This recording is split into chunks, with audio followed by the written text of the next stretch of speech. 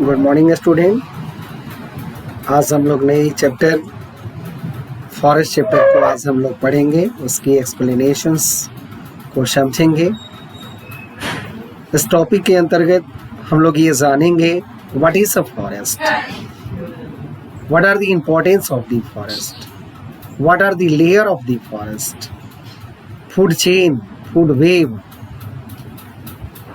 and the different topics in this chapter।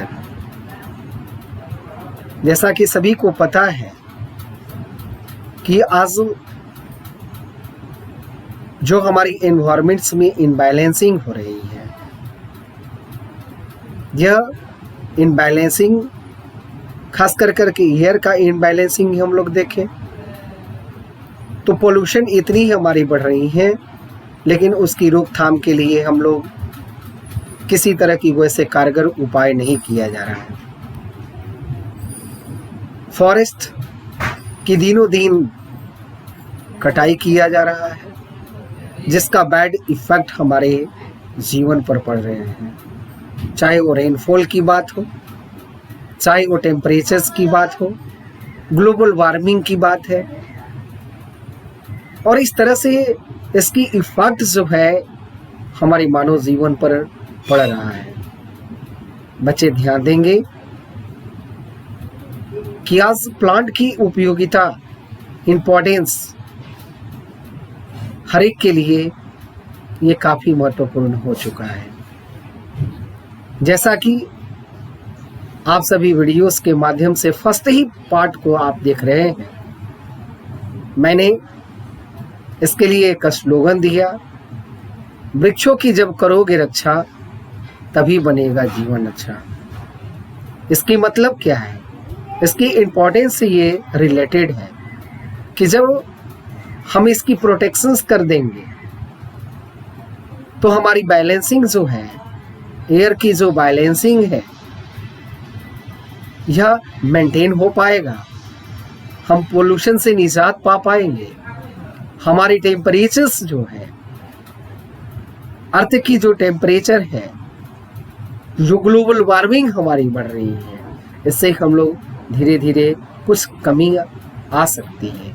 लेकिन ये आखिर कब संभव है, जब हमारी अर्थ पर ज़्यादा से ज़्यादा मोर and more planting the trees. बच्चे आइए हम लोग इस चैप्टर को आगे की ओर पढ़ने की कोशिश करें, इसको समझने की कोशिश करें। फर्स्ट जो क्वेश्चन से है यहाँ, जैसा मैंने क्वेश्चन एराइज किया था कि व्हाट इज अ फॉरेस्ट, आप इजिली इसको आप लिखेंगे कि an areas with the high densities of the trees is called forest. इस तरह की जो पॉइंट्स जो आपके लिए दिया गया है, पूरी कंसाइज किया गया है चैप्टर को, ताकि वो अट्रैक्टिव हो, आप उसे इजिली क्वेश्चन को बना सके। तो आप इसकी डिफिनेशन को लिख सकते हैं कि an areas with the high densities of the tree is called forest. Next points, the forest is a system which is the composed of plants, animals and microorganisms. आप इसको दूसरी तरह से भी लिख सकते हैं कि forest, what is a forest? The forest is a system which is the composed of plant, animals and microorganisms.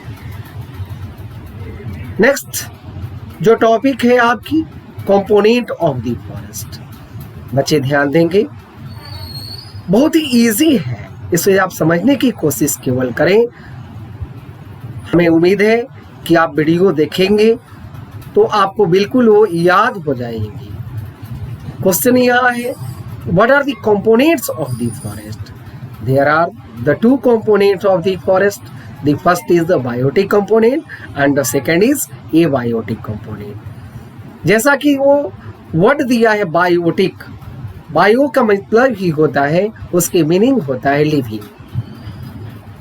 तो जितने भी लिविंग ऑर्गेनिज्म होंगे, including the trees, animals, plants, birds, micro organism and other livings, जितने भी livings है वो सभी क्या है, it is the components of the biotic components के अंतर्गत आते हैं। ओके। और एबायोटिक्स एबायोटिक्स जो है नॉन लिविंग्स है, that is include the soil, water, minerals, air and land form. बच्चे ध्यान देंगे कि बगैर एबायोटिक कंपोनेंट्स की बायोटिक की कल्पना भी नहीं की जा सकती है। हम लोग कभी नहीं कह सकते हैं, लाइफ पॉसिबल ही नहीं होगा यदि एबायोटिक कंपोनेंट्स अर्थ पर नहीं मिलेंगे। तो आपसे क्वेश्चन की जाएगी कि what are the example of abiotic component, आप आसानी से देंगे water, soil, air, minerals and land form is the good example of the abiotic component. Biotic components and abiotic components both interact with one another. वो मैंने अभी बताया कि आपको ये क्या करते हैं, दोनों इंटरेक्ट करते हैं और तभी लाइफ हमारी क्या है, पॉसिबल है। The different components of the forest ecosystem में, आप फॉरेस्ट इकोसिस्टम देखें तो इसमें दो पार्ट आपका मिल रहा है। आपने इस डायग्राम फ्लो चार्ट के माध्यम से समझ रहे हैं, abiotic components and biotic component. Biotic components को हम लोगों ने डिवाइड किया 3 पार्ट्स में। फर्स्ट जो है प्रोड्यूसर, तो प्रोड्यूसर कौन है, ग्रीन प्लांट्स। कंज्यूमर, कंज्यूमर कौन हुआ, तो जो प्रोड्यूसर को खाते हैं वो कंज्यूमर है।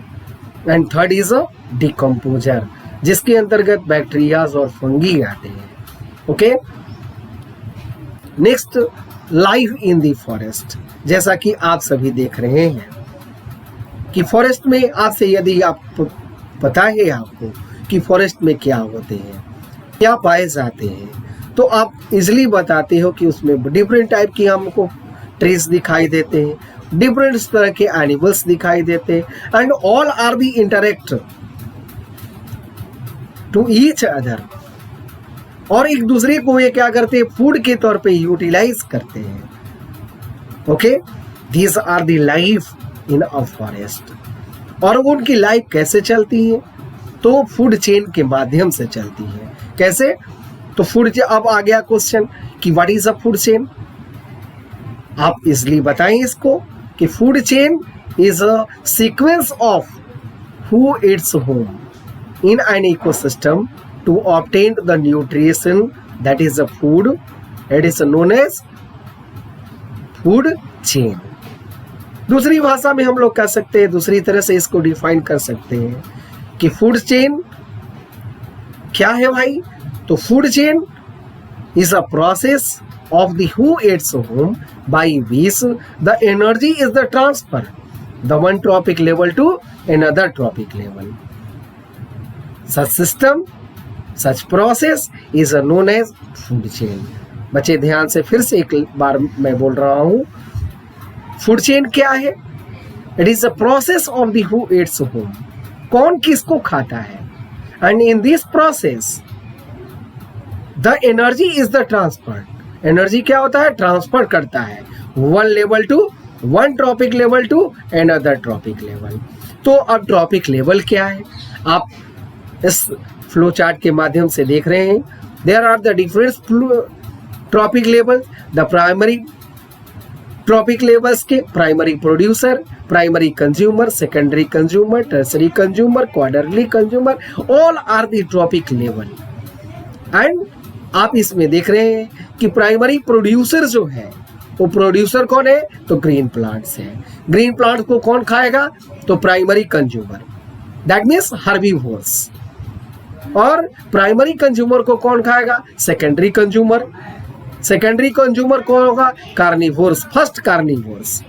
और टर्सरी कंज्यूमर कौन होगा, सेकेंडरी कार्निवोर। क्वार्टरली कंज्यूमर कौन होगा, तो उसके बाद को खाने वाला, that is the top most, वो पिरामिड्स पे हमारी वो क्या होंगे। आप आइए, इसे सिंपल फूड चेन के तौर पे देखा जाए तो आप सेकेंड फ्लो चार्ट में आप चेकआउट करिए। फर्स्ट क्या है भाई, तो ग्रास। ग्रास को कौन खाया, ग्रास ऊपर। ग्रास ऊपर को कौन खाया, रेड। रेड को खाया स्नेक। स्नेक को कौन खाया, hawk. That is it is a food chain. Okay, अब इसमें क्या है, जो आप देख रहे हैं कि ग्रास, ग्रास ऊपर, रेड, स्नेक एंड हॉक। इसमें ग्रास जो हुआ प्राइमरी प्रोड्यूसर हुआ, grasshopper primary consumer, rat secondary consumer, a snake tertiary consumer and hawk is a quarterly consumer. यदि इसी चीज को लैंड ग्रासलैंड से अलग हट करके मैं दूसरी फूड चेन दिखाया, जैसे पॉन्ड बायोम्स है, हम लोग पॉन्ड इकोसिस्टम की बात करते हैं, तो उसमें क्या होगा, एल्गी होगा। Algae is a producer. ये क्यों है करता है, because photosynthesis the occurred. Algae are the manufacturing the food by the process of the photosynthesis, so it is known as the primary producer. Secondary mosquito larva, आप देख रहे हैं dragon flies उसको खाएंगे, ड्रैगन फ्लाई को fish खाएंगे, उसके बाद में रैकून्स जो फिश को खा जाते हैं, आपने जू में देखा होगा। ओशियंस यदि इकोसिस्टम की बातें करते हैं तो वहां पर फाइटोप्लैंक्टन होगा, जू प्लैंक्टन होंगे। फाइटोप्लैंक्टन कौन कौन खाया, जू प्लैंक्टन। जू प्लैंक्टन को कौन खाया, फिश। फिश को सील, एंड सील को आपने देख रहे हैं व्हाइट शार्क, इसको यूटिलाइज कर लेते हैं, खाते हैं। तो इस तरह से आपने देखा। आपसे यदि पूछा जाए कि make a simple food chain, तो आप इसमें से किसी को फूड चेन को आप लिख सकते हो। ओके, अब यदि क्वेश्चन यदि आएगा कि what is the grass land ecosystem की एक आप फूड चेन बनाइए, make a food chain in a grasslands ecosystem, तो आप फर्स्ट वाले जो ग्रास ऊपर रेट स्नैक हॉक जो दिया गया है, आप इसे मेक कर सकते हैं, बना सकते हैं, आप इसको दिखा सकते हैं।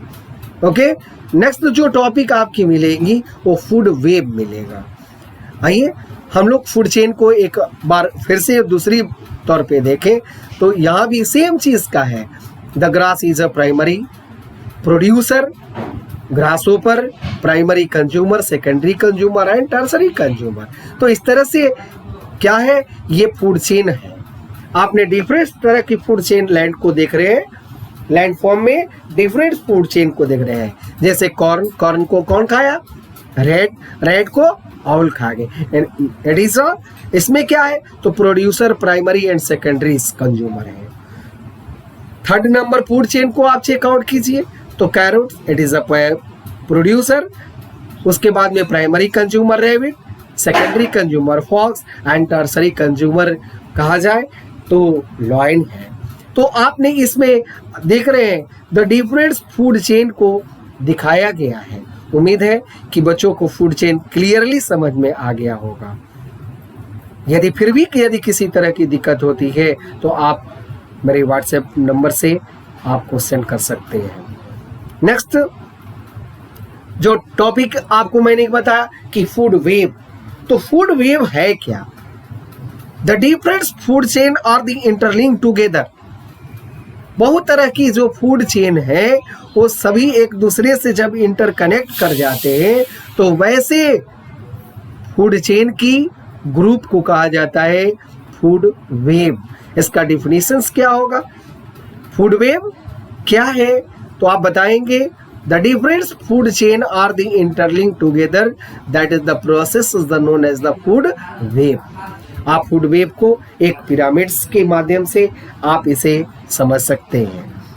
तो फर्स्ट लेवल जो दिया गया है ऑटोट्रॉप्स है, एंड ऊपर जो भाग में आपने बॉक्स देख रहे हैं that is a heterotroph, that means वो कंज्यूमर की पार्ट है, primary secondary tertiary and quarterly. तो इसमें जो टॉप मोस्ट पे है, जैसे आप इसमें देख रहे हैं ईगल, तो ईगल कहाँ इसकी पॉइंट होगी, दैट पार्ट। प्रोड्यूसर की पॉइंट क्या होगा, जैसे it is a producer, that is a producer, तो ये प्रोड्यूसर क्या है, तो सबसे बेस पर होगा, दैट मीन्स भी अर्थ की पार्ट पर होंगे, लैंड फॉर्म पे पाए जाते हैं। ओके, नेक्स्ट आप फूड वेब को डिफरेंट फूड वेब का आप इसमें चेकआउट कर सकते हैं। इसमें डिफरेंट फूड चेन मिल करके एक फूड वेब बना रहे हैं। Okay, food web in the forest, ये फॉरेस्ट की फूड वेब है। ये क्या है, फूड वेब इन अ ग्रासलैंड इकोसिस्टम। आपने इसमें देख रहे हैं 5 पॉसिबल फूड चेन, इसमें 5 फूड चेन है।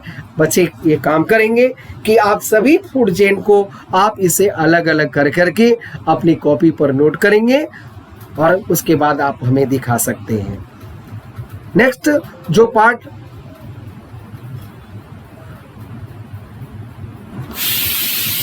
तो आपने क्या देखा, फूड वेव। इसमें डिफरेंट फूड चेन से बना हुआ है और मैंने अभी आपको बताया कि आप इससे हर एक जो पॉसिबल है, इससे पॉसिबल फूड चेन को अलग कीजिए। जैसे मैं एक अलग करके आपको बता रहा हूँ, ठीक है।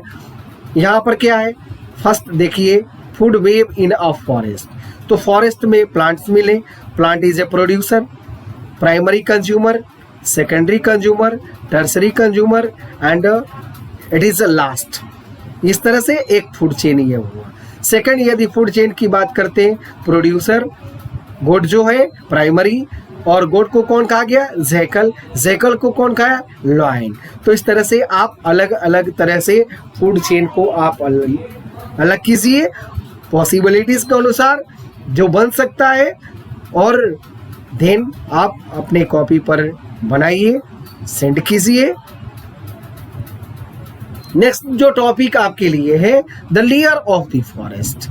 बच्चे एक बात समझेंगे, लेयर ऑफ द फॉरेस्ट को समझने से पहले आप एक बार पार्क में जाइए और वहाँ डिफरेंट तरह की प्लांट्स को केवल ऑब्जर्व कीजिए। तो आप क्या पाएंगे, सबसे ऊपर वाली भाग जो आपको पता चलेगा, that is the emergent layer. उसके नीचे जब आएंगे तो मिडिल पार्ट्स में यदि आप देखेंगे, that is the canopy layer. And उसके बाद में क्या होगा, जो छोटी सर्व वगैरह जो आपको दिखाई दे रहे हैं, that is under story layer. And forest floor पर आप देख रहे हैं कि घास है, छोटे छोटे टीनी ट्विंग्स हर्ब्स नजर आएंगे, that is a forest floor. तो आपने इस तरह से पार्क में जाकर के आप इसको अच्छे से लेयर ऑफ द फॉरेस्ट को और अच्छे से समझ सकते हैं। यहाँ एक डायग्राम्स के माध्यम से आपको दिखाया गया है, जो आप अच्छी तरह से देखें। That part, uppermost part of the, they receive the more and more sunlight. Second जो पार्ट है, इसमें बहुत सारे ट्विंग्स पाए जाते हैं। ट्विंग्स क्या, ब्रांचेज ऑफ द ट्रीज, छोटे छोटे पार्ट्स इसमें नजर आते हैं। That part is a canopy. Under story जो है वो क्या है, सेकेंड लास्ट है।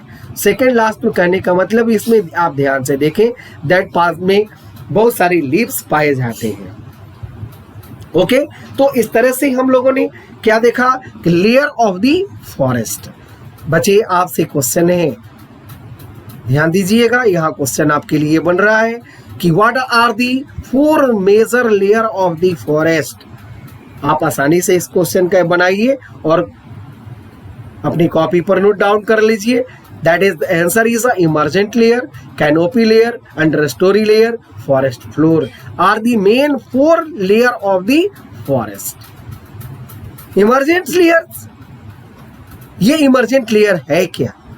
This layer the consist of only the tallest trees, मैंने अभी आपको बताया भी है। And this layer are the very sunny, ये more and more sun rays को रिसीव करते हैं। Okay, it is also the known as the over story. Over story, आपने अंडर स्टोरी समझ रहे थे, अब यहाँ पर है ओवर स्टोरी। क्यों ये इसको ओवर स्टोरी क्यों कहा गया?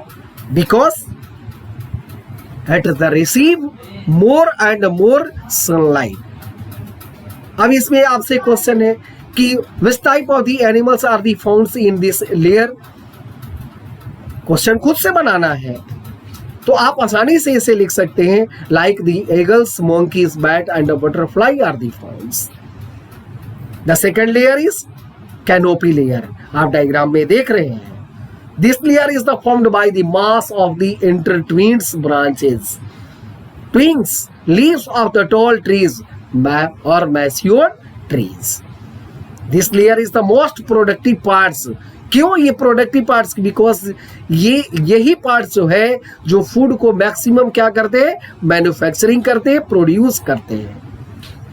Eight the receive of the 90% of the sunlight, the many animals like the birds, frog, lizard, snake and many insect are the found in this canopy layer. Okay, next जो part है under story layer, ये under story layer में आप देख रहे हैं जो आपने से फर्स्ट से जो ग्राउंड लेवल से ऊपर की ट्रीज, इसमें क्या है बहुत सारा के सर्व पाए जाते हैं।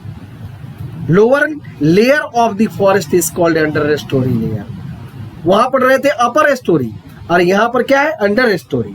Okay, this layer consist of the bushes, serve young trees and developed in a shade of the canopy, और ये शेड देते हैं।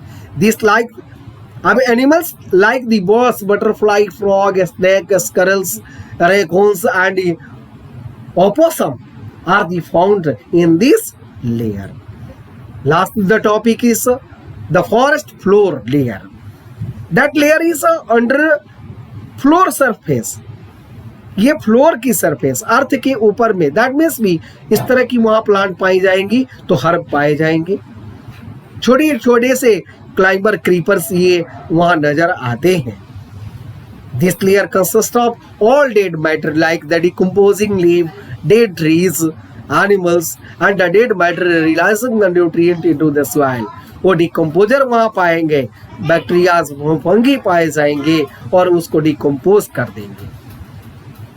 डिकम्पोज करने के बाद उसकी न्यूट्रिएंट्स कहाँ जाएंगी, सॉइल में जाएंगी। तो that part is the make the decomposer make the soil fertile. It is a very dark. क्यों ये डार्क क्यों है भाई? Because the only the 2% of the sunlight that actually reaches the floor.